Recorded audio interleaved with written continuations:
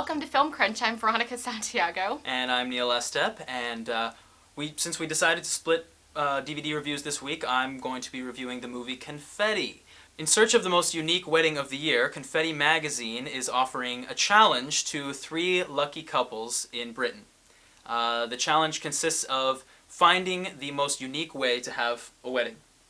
In 12 weeks, 3 couples have to compete to make their wedding the most elaborate, sometimes ridiculous, funny, big budget wedding, and it will be judged by a panel of experts. The film is directed by Debbie Izzet and stars Martin Freeman, Jessica Stevenson, and Vincent Franklin.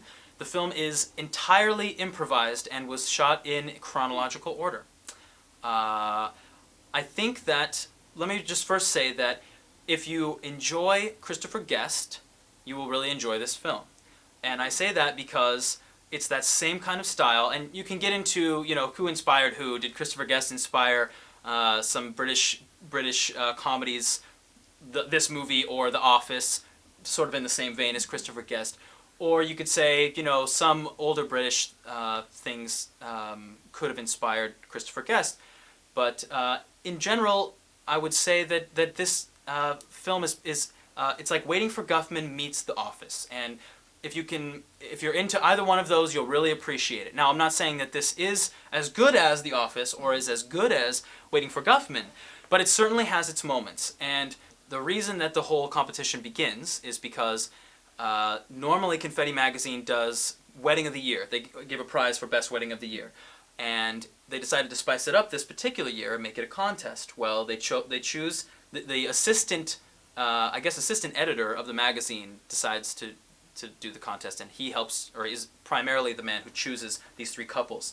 Well, he realizes he makes a big mistake because the couples and their ideas for their weddings are very, very inane and difficult. And for instance, one of them wants to, well, they're just both tennis players, the couple. They just love to play tennis, and they're just obsessed with tennis. They both want to be professional tennis players. They're always working on their game. And if you can imagine trying to make a wedding around tennis players, you know, and people who love tennis, that's just like kind of a stupid idea. And another couple loves 1930s and 40s musicals, so they want a wedding that's very extravagant with lots of dancers and lots of choreography. And then the third couple, they're naturalists, or what you would say nudists here in probably in the United States. Hence the R rating. Hence the R rating. Okay. So there is a lot of full frontal male and female nudity, which Boy. which certainly isn't off-putting in its context, but is there nonetheless. So you can imagine, and the entire thing is this build-up, and they have these 2 wedding coordinators who are hired to help with all 3, and they have 12 weeks to do it.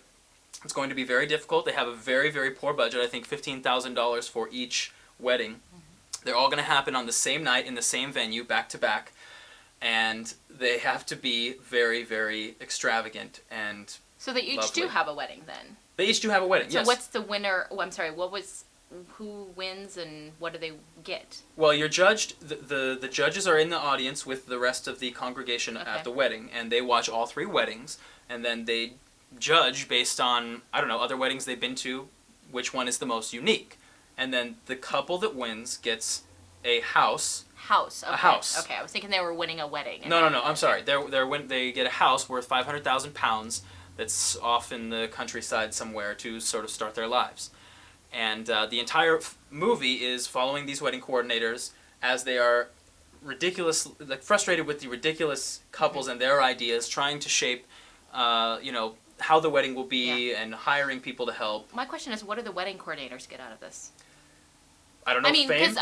My question is it whose ideas are they? Are they the couple's ideas or the wedding coordinators' Well, ideas? they're trying to work with the couples, but the coordinators are primarily running the show, and they're hiring choreographers. They're hiring experts. The wedding coordinator who should win the prize then in the end for pulling off the best I'm wedding. sure. Well, given the couple? they didn't touch on that. I'm sure the wedding coordinators got something.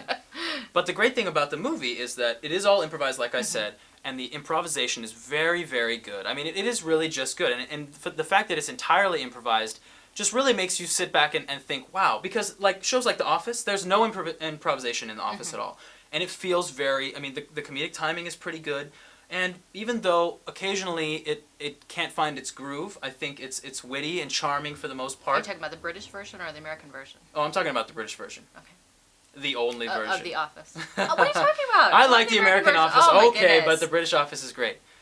Anyway, but it really does have a great, the way it's set up is very nice. It builds and it follows each couple throughout the entire thing, building to this fantastic climax, which is very much like Waiting for Guffman or other Christopher Guest movies, building to this ridiculous climax that's almost embarrassing to watch and hard to watch. Yeah. And the ending is a little tongue-in-cheek. It's not, it's a little bit contrived, but it really was a good film, and I found it very charming and very, very nice. I just thought it was a nice movie, and I think Christopher Guest could almost look for a little more of the personality and charm that this movie had in it. Now, did the couple that ended up winning in the end, was that the couple you would have picked? Oh yes, definitely. Is that made it obvious? I mean, is it steered in a particular direction? Well, I don't know. I mean, I guess it would be discretion based on who you are. Maybe if you love tennis, you'd probably be rooting for the tennis team, or if you loved nudism, you'd be rooting for the hippies. I don't know. But no, I wouldn't say. I mean, I would say it was a bit predictable, but you're not looking for trying to guess the ending really, as so much as just watching the sort of pandemonia unfold.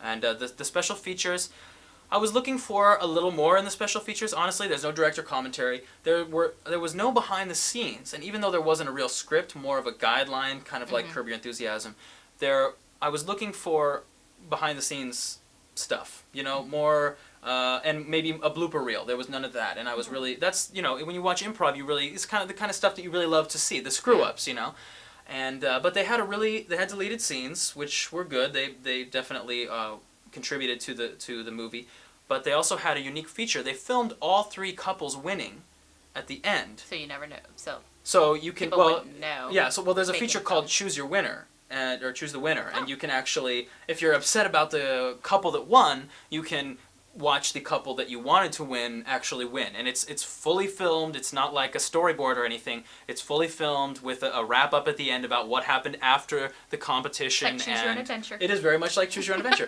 And with that, I thought that was a very unique feature, and I really thought that it was interesting and quite funny. So I highly recommend it to anyone who likes Christopher Guest movies, or who likes just improv comedy in general. Like I said, The Office, or, I mean, even though it's not improvised, The Office or Curb Your Enthusiasm, that kind of comedy, that awkward, uncomfortable, sort of almost reality TV style movie. I really think that it's a gem. It really is. It's not going to win any awards. It won't stand the test of time like some Christopher Guest movies will, but it's very good. I enjoyed it.